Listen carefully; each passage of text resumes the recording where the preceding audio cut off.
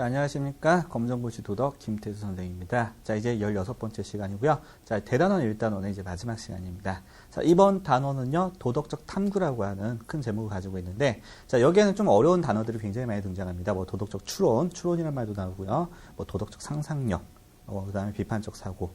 이렇게 굉장히 좀 파생될 여지가 많은 굉장히 어려운 개념들이 많이 등장하는데, 아무래도 예전에는 이 부분에서 만점이냐 아니냐를 다루는 굉장히 좀 어려운 문제들이 많이 나왔었습니다. 그래서 이 부분에 있는 문제를 맞추면 아무래도 도덕에서 만점으로 갈 가능성이 굉장히 높았고요. 아니면 이 부분에서 틀리면 한 문제 틀리는 이런 학생들이 굉장히 많았는데, 자, 예전에 비하면 지금은 중요성이 조금 떨어지지 않았나 이런 생각을 합니다. 왜냐하면 이게 그냥 그대로 고등학교 과정으로 올라갔고요. 고등학교 과정에서 이제 훨씬 더 세밀하게 어렵게 다루는 내용입니다. 자, 그렇지만 이것도 언제든지 나올 수 있고요. 그렇지만 또 만약에 문제가 나온다면 굉장히 좀 어렵게도 나올 수 있는 내용이기 때문에 여러분들이 좀 더 깊이 있게 다루셔야 될 내용 중에 하나고요. 아무래도 전체 단원 전체에서 도덕 전체에서 가장 어려운 내용이 아닌가라는 개인적인 생각을 합니다. 자, 그럼 바로 내용 들어가도록 하겠습니다. 자, 우리가 이제 제일 먼저 만나는 단어가 나왔습니다. 도덕적 상상력입니다. 상상력이라고 하는 건 뭐죠? 상상이라고 하는 건 현재 드러나지 않은 걸 미리 한번 생각해 보는 거 상상이라고 하죠. 그래서 도덕적 상상력이라고 하는 건, 자, 도덕적 문제 상황에서 자신의 행동이 나와 다른 사람에게 어떤 영향을 미칠 수 있을지를 미리 생각해 보는 겁니다. 그래서 도덕적 사고, 생각하는 능력, 사고 중에서 앞으로의 일에 대해서 생각해 보는 것이 도덕적 상상력이라고 하면 이해하실 수 있을 겁니다. 그래서 도덕적 문제 상황에서 자신의 행동이 나와 다른 사람에게 어떤 영향을 미칠지 미리 한번, 항상 미리가 들어가야겠죠. 미리 상상해 보는 거. 이걸 도덕적 상상력이라고 하고요. 자, 도덕적 민감성과 공감. 민감성이라고 하는 건 뭡니까? 어떤 걸 있으면 그에 대한 반응 여부죠. 그래서 반응이 바로바로 되는 걸 민감성이 굉장히 높다 이렇게 바라보는데, 자, 도덕적 민감성과 그다음 공감, 자, 같이 공유할 수 있는 거죠. 그다음 다양한 결과를 예측할 수 있는 능력을 어디에서 도덕적 상상력에서 바로 포함한다는 거죠. 자, 그래서 도덕적 민감성이라고 하는 건 어떤 상황은 도덕 문제를 민감하게 느끼고 반응할 수 있는 마음의 상태. 어떤 문제가 있습니다. 도덕적인 문제가 있습니다. 이걸 내가 마음으로써 받아들이지 못해요. 이게 도덕적 문제라고 하는 걸 반응하지 못합니다. 이런 것들은 도덕적 민감성이 떨어지는 거겠죠. 그 다음에 어떤 도덕적 문제 상황이 발생하면, 내 스스로 도덕적 문제 상황임을 바로 인식하고, 그 다음에 행동하고, 그 다음에 생각할 수 있는 거. 이런 것들은 도덕적 민감성이 높은 거겠죠. 그 다음에 공감이라고 하는 건 다른 사람의 감정을 함께 느끼고 이해하는 거. 이 단어 많이 아실 겁니다. 그래서 공감 능력이 같이 좋은 사람이 있고 떨어지는 사람이 있다고 하잖아요. 자, 다양한 결과를 예측해서 나의 행동이 어떤 결과를 낳을지 미리 한번 그려보는 겁니다. 그래서 상상력이라고 하는 건 민감성과 공감의 능력 바탕으로 한 번 더 생각해봐서 예측해보는 거. 이걸 가리켜서 도덕적 상상력 이렇게 표현하는 겁니다. 자, 새롭게 추가된 내용입니다. 그래서 아직까지는 얼마만큼 이게 중요하다. 앞으로 많이 나올 수 있다. 이런 얘기는 제가 한 번은 못 드리겠어요. 그래서 도덕적 상상력이라고 하는 새로운 개념이 이번 교육과정에서 추가됐다. 그냥 같이 쭉 정리해 주셨으면 좋겠고요. 자, 도덕적 상상력을 발휘하기 위해서는 많이 나오는 말 나오죠. 상대방의 입장에서 생각해보는 무슨 자세가 중요하다. 역지사지의 자세가 굉장히 중요합니다. 역지사지라고 하는 건 뭐예요?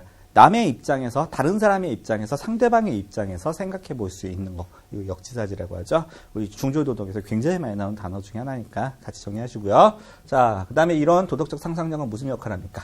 우리의 감성과 이성을 통해서 올바른 도덕 판단을 내리고, 그 다음에 도덕적으로 행동하는 데 중요한 역할을 해준다는 거죠. 우리가 도덕적 상상력을 바탕으로 뭐가 나오는 겁니까? 도덕적 행동이 나오는 거겠죠. 그래서 올바르게 도덕적 상상력을 항상 행사할 수 있는 사람은 아무래도 어떤 가능성도 그만큼 높아져요. 올바른 도덕적 행동으로 이어질 가능성도 굉장히 높아지고요.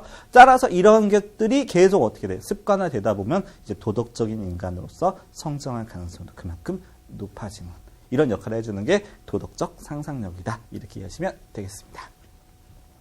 자, 이제 여러분들 힘들게 만드는 내용이 나옵니다.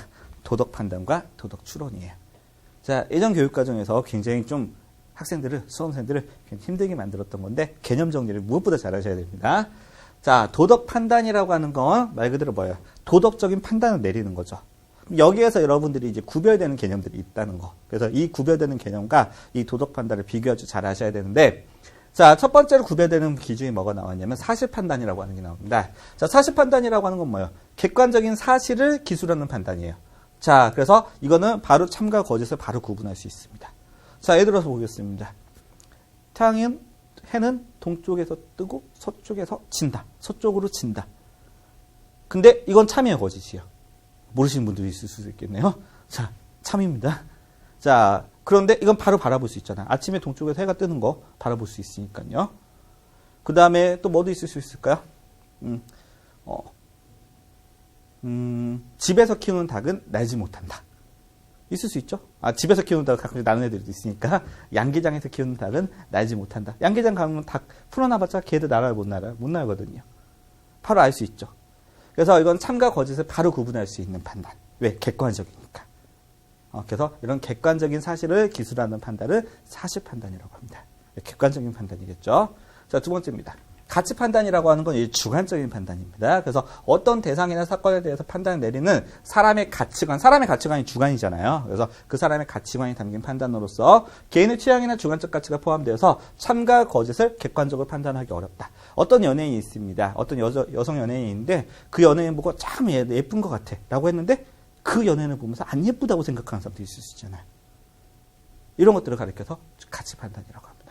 그래서 그 사람의 주관적인 가치가 들어가서 내리는 판단. 이 주관적인 가치가 개입돼서 내리는 판단. 이거 가리켜서 가치 판단이라고 합니다.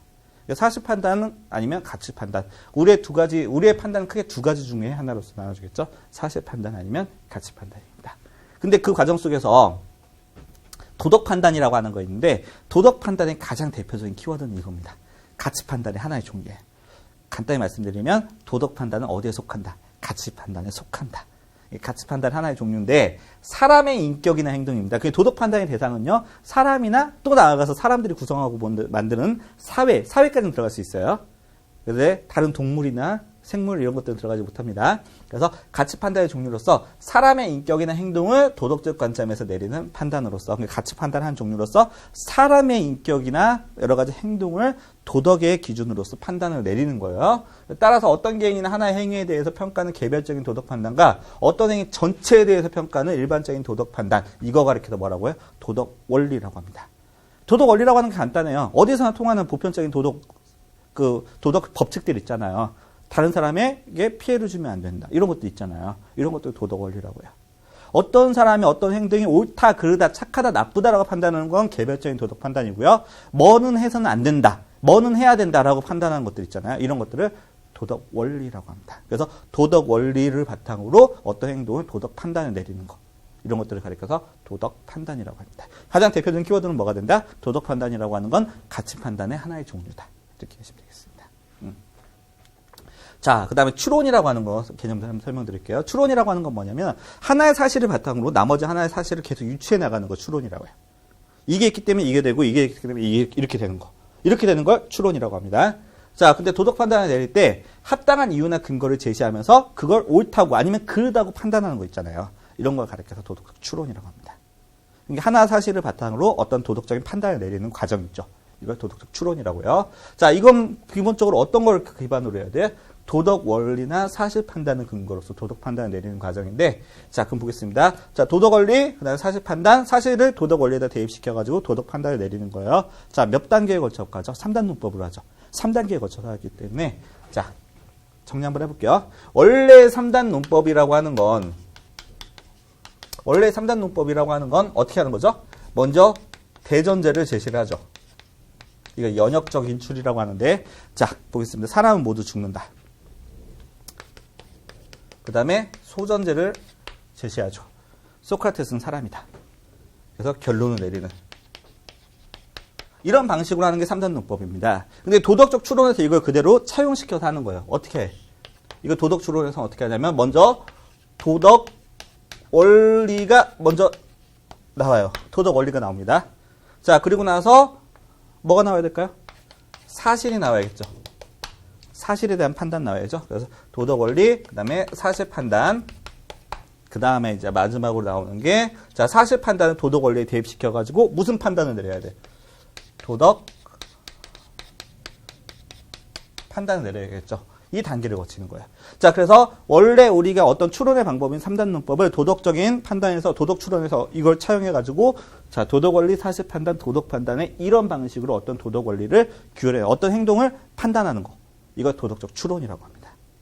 그래서 이 도덕적 추론 과정 속에서는 자, 다시 한번 말씀드릴게요. 도덕원리, 사실판단, 도덕판단. 한번 보겠습니다. 자, 다른 사람에게 피해를 주면 안 된다는 도덕원리가 있습니다. 자, 남의 물건을 훔쳤습니다. 제가 남의 물건을 훔쳤습니다. 사실 있죠? 근데 자, 남의 물건을 훔치는 것은 뭐 해야 되는 거예요? 남에게 피해를 주는 거죠. 자, 따라서 나의 남의 물건을 훔치는 행위는 도덕적이지 못한 행동이라고 해서 도덕 판단을 내릴 수 있는 거죠. 예, 도덕 추론의 가장 대표적인 방법인 3단 논법이다. 이렇게 이해하시면 되겠습니다. 이것 말고도 많이 있겠죠. 많이 있는데 이거 다 다루면 너무 어려워지잖아요. 양도 많아지잖아요. 그래서 자, 우리 중졸과정, 고졸과정 둘 다 똑같이 뭐만 다루는 겁니다. 이 기본적인 도덕원리, 사실판단, 도덕판단 이 내용만 다루고 있는 겁니다. 아시겠죠? 그래서 이거 도덕 추론에서 이거 하나만 정리하시면 돼요. 자, 도덕원리, 사실판단, 도덕판단 이 순서로 어떤 판단을 내린다. 이걸 가리켜서 뭐라고 한다? 도덕 추론 과정이다. 이렇게 이해하시면 되겠고요. 그 다음 이게 올바른 도덕 원리인지 구별할 수 있는 이런 논리도 필요하겠죠? 자, 그래서 자, 몇 가지 더 추가해서 보충 설명 한번 해드리겠습니다. 자, 이게 올바른 도덕 원리인지 우리가 검사하는 방법들이 있잖아요. 자, 그래서 첫 번째로 뭐가 있을 수 있냐면 상위의 도덕 원리에 포섭해서 끌어들여서 검사하는 포섭 검사 방법이 있습니다. 자, 두 번째는 네가 주장하는 사례가 틀렸다라고 하는 걸 검사하는 반증 사례 검사 방법이 있습니다. 직접적으로 네가 주장하는 게 틀렸다고 판단하는 거예요. 그래서 이걸 증명해 주는 겁니다. 그 다음에 세 번째로는 그러면 입장을 바꿔서 생각해봐라. 역지사지의 자세로서 생각해봐라. 역할 교환 검사 방법이 있고요. 그 다음에 마지막으로는 자, 그럼 네가 주장하는 게 사회 전체적으로 봤을 때도 맞는지 보편화시켰을 때도 맞는지 검사해보자. 보편화 검사 방법이 있습니다. 이건 중졸 과정에서 절대 나오지 않습니다. 근데 고졸 과정에서 나올 수 있습니다. 한번 정리하실 때 같이 한번 정리해보세요. 자, 중졸이 최종 목표인 분은 거의 없잖아요. 그 다음 단계로 가기 위한 중간 단계지 않습니까? 그 최종 단계가 수능 대학교 입시도 될 수 있고 아니면 고졸도 될 수가 있는데 어찌됐든 간에 그 둘에서는 반드시 이게 필요한 필요한 내용입니다. 자, 포섭 검사라고 하는 건 상해 도덕 원리에 포섭시키는 거예요. 예를 들어 보겠습니다. 너 레포트 언제 할래? 라고 친구가 물어봤어요. 그랬더니 레포트 그냥 뭐 인터넷에서 돌아다니는 자료 그냥 짜집기 해서 내려고. 표절이잖아요. 그랬더니 그 친구가 그거 표절이 아니야? 남에게 피해 주는 거 아니야? 라고 얘기를 했더니 그거 어때? 라고 얘기한 거예요.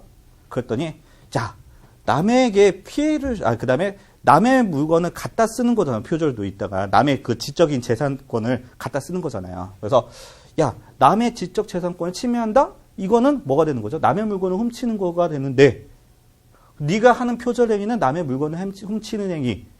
한마디로 절도의 행위와 똑같은 건데 그게 올바른 행위라고 할 수 있어. 자, 표절이라고 하는 행위는 아직까지 뭐가 있어요? 논란의 여지가 있죠. 이게 표절이 올바른 건지 해도 되는 건지.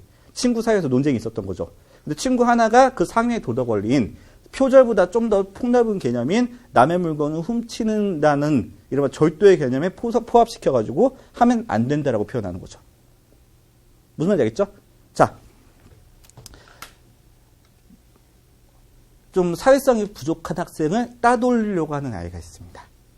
근데 그 따돌리는 데 대해서 논쟁의 여지가 있을 때, 야, 따돌리면 안 되지. 왜? 남에게 피해를 주는 행위는 옳지 못한 행위잖아. 따돌림은 남에게 피해를 주는, 그 학생에게 피해를 주는 행위라 이렇게 받아들인 거죠. 그래서, 자, 따돌림이라고 하는 행위에 대해서 남에게 피해를 주면 안 된다라고 하는 상위의 도덕 원리에 대입시켜가지고, 이거 옳고 그름을 판단하는 거, 이거 가리켜서 포섭 검사 방법이라고 합니다. 이건 시험에 나오긴 조금 어렵죠. 그래서 나올 가능성 거의 없고요. 자, 반증 사례 검사는요, 우리나라 엄마들이 되게 많이 써먹는 것 중에 하나인데, 한번 보겠습니다. 야, 너 머리 왜 그렇게 자르고 왔어? 여학생인데, 머리에다 여기에다 막 층을 막 내가지고 왔어요. 그래서 머리 왜 이렇게 잘라 했어? 그랬더니, 친구들이 다 같이 하니까, 라고 했죠. 그럼 친구들이 다 같이 하니까 라고 하는 뭐가 있어요? 한번 그 대안을 제시했단 말이야. 딸이. 그랬더니, 그 친구가 그 판단에 대해서 엄마가 틀렸다고 판단한 거죠. 그럼 친구가 죽자면 같이 죽을 거야? 라고 많이 하는 거 있잖아요. 이게 가장 대표적인 반증 사례 검사죠. 그 사람이 주장하는 게 왜 틀렸는지를 바로 보여주는 거죠. 무슨 말인지 아시겠죠? 왜 청소년들이 담배 피우면 안 돼? 내가 하고 싶은 대로 해도 되는 거잖아? 라고 하는 거죠. 자, 청소년들 담배 피지 말라고 하니까 내가 하고 싶은데 담배 피고 싶은데 왜 뭐라고 해? 라고 했더니 그러면 가스도 같이 마실래? 하고 싶으면 가스도 같이 마실래? 하고 싶으면 사람도 죽일래? 라고 네가 하고 싶은 대로 하면 안 된다라고 하는 이 원리를 설명해 주는 거죠. 이게 어떤 사람의 주장에 대해서 그 주장이 직접적으로 틀렸다는 걸 증명해 주는 거. 이걸 반증사례 검사라고 합니다. 우리 일상생활에서 정말 많이 써먹는 것 중에 하나죠. 그 다음에 역할교환 검사는 설명 안 드려도 다 아시겠죠? 너가 그 입장이면 그걸 받아줄 수 있겠느냐. 이게 역할교환 검사죠. 그래서 이거는 뭐 보충 설명 필요 없을 것 같고요. 자, 보편화 검사라고 하는 거 보겠습니다. 자, 어떤 사람이 신호위반을 했습니다. 그래서 경찰이 잡았어요. 그래서 신호위반하는 사람이 경찰이 잡았더니 신호위반하는 사람이 경찰한테 제가 굉장히 급한 일이 있어가지고 어쩔 수 없이 했습니다. 라고 했을 때 경찰이 했던 얘기 이런 거였죠. 그러면 급한 일이 있는 분들은 전부 다 신호위반을 해도 되겠습니까? 자, 전부 다 신호위반해도 되겠습니까? 보편화해도 되겠습니까? 라는 내용이죠. 과연 이 내용을 보편화시켰을 때, 당신의 주장을 보편화시켰을 때, 이걸 받아줄 수 있느냐라고 이렇게 되물어보는 거. 이런 것들을 보편화 검사 방법이라고 합니다.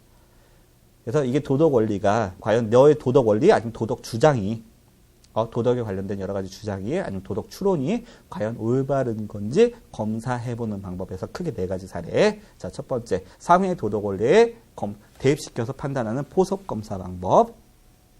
상위의 도덕 원리. 그 다음에, 자, 너의 주장이 직접적으로 틀렸다는 걸 증명해주는 반증 사례 검사 방법. 그 다음에 그 사람의 입장에 대해서 한번 판단해보라는 역할교환 검사. 그 다음 마지막으로 너의 주장을 보편화시켜도 과연 맞을까라고 생각하는 보편화 검사 방법. 크게 4가지가 있다는 거. 자, 이거는 여러분들이 그냥 지금은 한 번만 들어보시기 바라겠습니다. 아시겠죠? 어차피 나중에 고졸 과정에서 다시 한번 배우는 내용인데 그때 가서 다시 한번 들으셨을 때 지금 한번 듣고 나서 그때 들으면 훨씬 더 쉽게 느껴지거든요.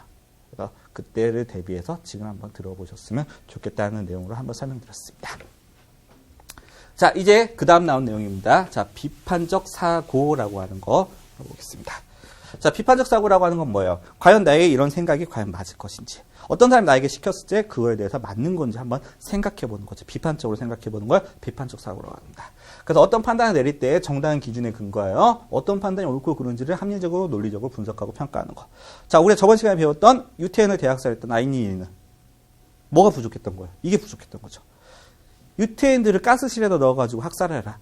이 명령에 대해서 이게 과연 올바른 건지를 비판적으로 판단해보지 않고 그냥 그대로 믿고 따랐던 거죠.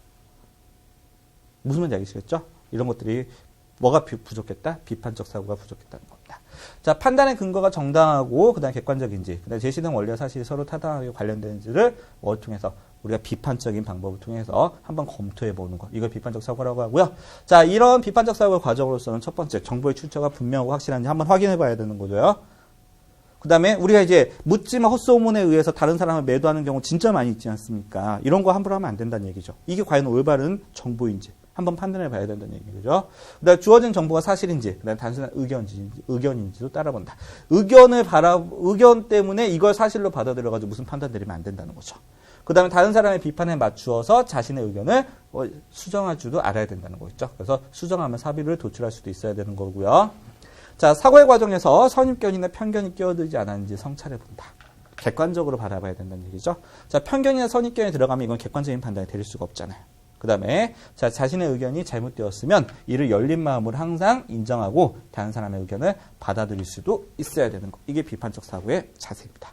그래서 비판적 사고라고 하는 건 항상 나의 의견이 객관적으로 맞는 건지 보편적으로 맞는 건지 다시 한번 생각해보고 만약에 틀렸으면 아니면 다른 사람의 의견이 옳다고 생각되면 나의 의견도 바꿀 수 있는, 수정할 수 있는 이런 열린 마음, 열린 자세 이런 것들을 비판적 사고라고 표현한다는 거 정리하시고요. 자, 이제 비판적 사고가 무엇보다 중요한 토론이라고 하는 거에 대해서 살펴보겠습니다. 자, 토론이라고 하는 건 뭐예요? 자기 주장이 옳다라고 하는 걸 합리적으로 조리 있게 말하여 상대방을 어떻게 설득시켜 나가는 과정. 그 다음에 이런 대화 방식, 이걸 토론이라고 합니다. 특히 이제 서양 사람들이 토론을 되게 즐겨하고 잘하죠. 근데 이제 우리나라 사람 같은 경우에는 토론하다 보면 감정이 급해져가지고 자기 말만 하려고 하고 다른 사람 말 안 들으려고 하는 이런 경향이 있기 때문에 아직까지는 우리나라가 토론 문화가 많이 정착되진 않았습니다.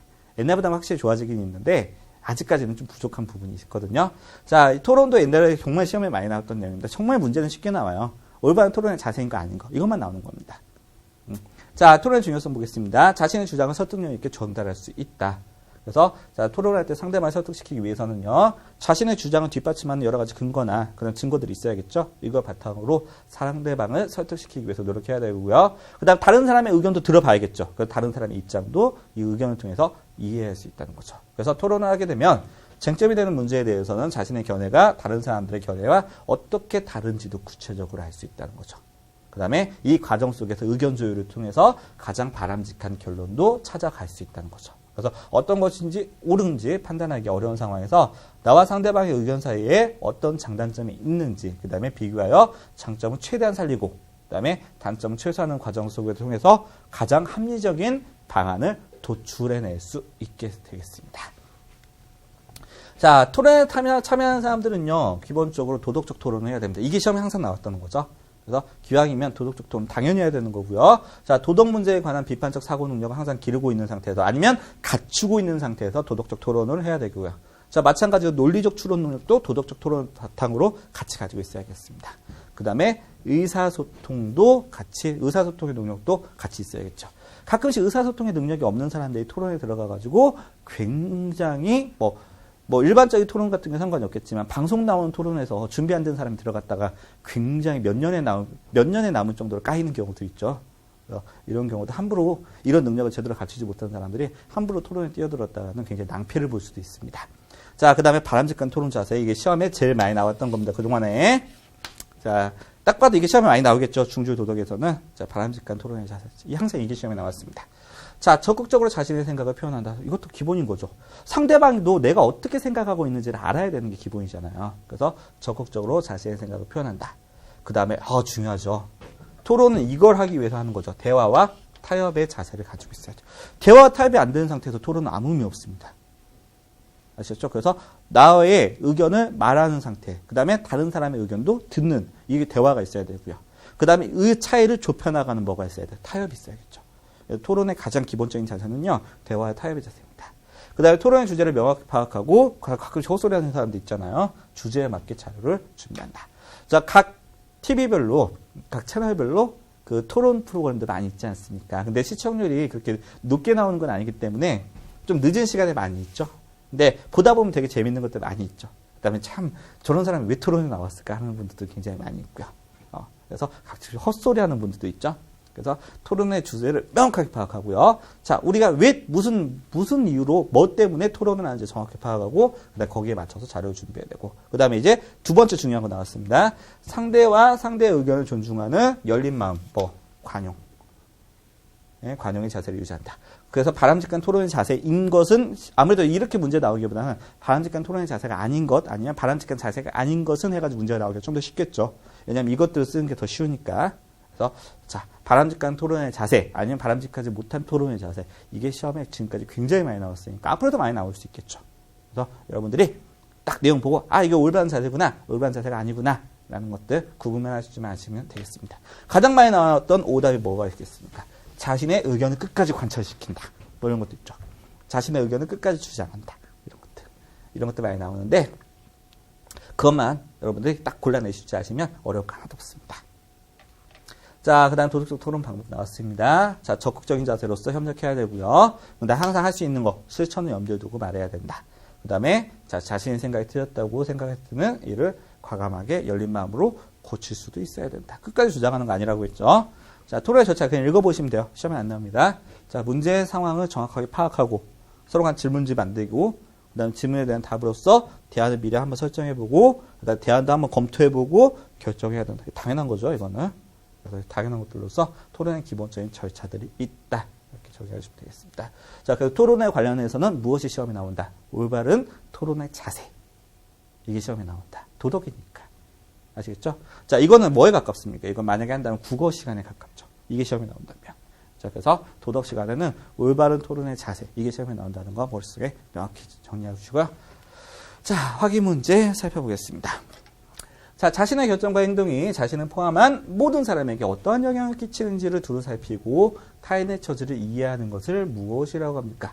미리 어떠한 영향을 끼칠지를 두루 살피고 한번 예측해 보는 거죠. 그리고 나서 타인의 처지를 이해하는 것을 가리켜서 뭐라고 해요? 도덕적 상상력 이렇게 표현한다고 했죠.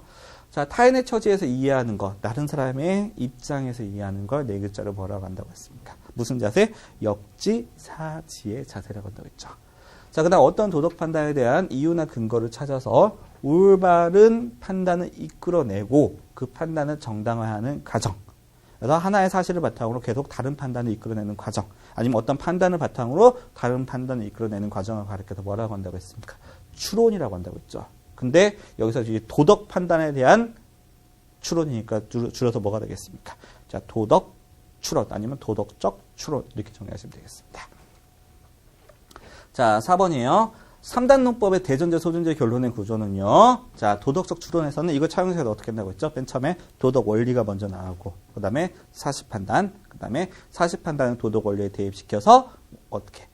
도덕 판단까지 내려야겠죠. 그래서 자, 도덕 원리, 사실판단, 그래 도덕 판단. 이거 한 10번씩 한번 해보세요. 도덕 원리, 사실판단, 도덕 판단. 한 10번 정도 해보시면 여러분 좀 덜 헷갈리실 거예요. 그래서 도덕 원리, 그 다음에 사실 판단, 도덕 판단의 구조와 대응된다. 이렇게 정리하시면 되겠고요. 자, 도덕적 갈등을 원만하게 해결하기 위해서는 도덕 판단을 객관적이고 올바르게 검토할 수 있는 어떤 도덕 판단이 있습니다. 근데 그걸 객관적이고 올바르게 검토할 수 있는 무슨 사고방식, 이게 과연 맞는 건지 한번 생각해보는 비판적 사고가 필요하다. 이렇게 이해하시면 되겠습니다. 그 다음 문제가 되는 도덕 원리를 받아들일 수 있는지를 상대방의 처지에서 생각해 보는 것을 무엇이라고 합니까? 자, 제가 아까 검사 방법 중에서 4가지 있다고 했잖아요. 뭐 있었어요? 포석 검사, 반증 사례 검사, 그 다음에 보편화 검사, 그 다음에 상대방의 입장에서 생각해 보는 뭐가 있어요? 역할 교환 검사. 역할 교환 검사가 되고 있습니다. 자, 이게 뭐 중졸 과정에서 나오진 않겠지만 그냥 알아두시라고 제가 말씀드렸죠. 역할 교환 검사가 되겠고요. 자, 7번 문제 보겠습니다. 자, 문제가 되는 도덕 원리를 모든 사람이 채택한다고 할 때 일어날 수 있는 결과를 받아들일 수 있는지를 생각해 보는 것. 뭐라고 했죠? 과연 당신의 주장이 모든 사람에게 적용시켜 봤을 때 과연 맞는 건지를 판단해 보는. 이거 뭐라고 했죠? 모든 사람에게 적용시키는 거 보편화라고 했죠. 이런 검사 방법을 보편화 검사 결과 이렇게 정리하시면 되겠습니다. 그래서 자, 보편화 결과 검사. 7번 답이고요. 자, 8번. 어떤 사람이나 사물, 현상에 대하여 사실적인 근거도 없이 지니게 되는 의견을 뭐라고 하죠? 사실적인 근거 없이 그냥 맹목적으로 갖는 생각들. 이걸 편견 아니면 선입견 이렇게 표현하죠. 편견이나 선입견. 그 다음 9번. 사람마다 각기 다른 생각과 가치관을 지니고 있어서 서로의 도덕 판단에 대한 평가가 달라서 갈등하는 것. 서로 간의 도덕 판단에 대한 평가가 다릅니다. 그래서 자, 갈등이 발생했어요. 이거 가리켜서 뭐라고 해요? 도덕적 갈등이라고 하죠. 자, 이런 갈등을 해결해 나가는 가장 기본적인 방법은 뭐가 있습니까? 대화를 통해서 해결해 나가야겠죠. 그러면 대화를 통해서 서로 간의 입장의 차이를 확인하고 입장 차이를 좁혀나가는 과정. 이거 가리켜서 뭐라고 한다고 했습니까? 토론이라고 했죠. 그럼 토론에서 가장 중요한 자세는 첫 번째, 어떤 방법을 통해서? 대화와 타협을 통해서 기본적으로 진행돼야 된다. 그 다음에 다른 사람의 의견도 널리 받아줄 수 있는 무슨 자세가 필요하다? 관용의 자세가 필요하다. 크게 이 2가지가 중요하다고 제가 말씀드렸었죠. 자, 여기까지 하면요. 자, 이번 단원 다 마무리됐습니다. 자, 다음 단원 똑같습니다. 일단 도덕 1과 똑같이 우리 및 타인과의 관계. 다음 단원 똑같은 내용 들어가거든요. 근데 우리가 도덕 1의 2번째 단원은요. 제가 이제 문제가 가장 많이 출제된다고 말씀드렸었잖아요. 근데 이제 도덕 2의 2번째 단원 같은 경우는 그보다는 훨씬 더 양도 적고 중요성도 약간 적어집니다. 그래서 여러분들 도덕 1의 이 단원은 공부하실 때에 비하면 좀 더 가벼운 마음으로 들어주실 수 있을 겁니다. 자, 그럼 다음 시간에 2번째 단원 우리 및 타인과의 관계를 통해서 여러분들 만나 뵙도록 하겠습니다. 자, 수고 많으셨습니다.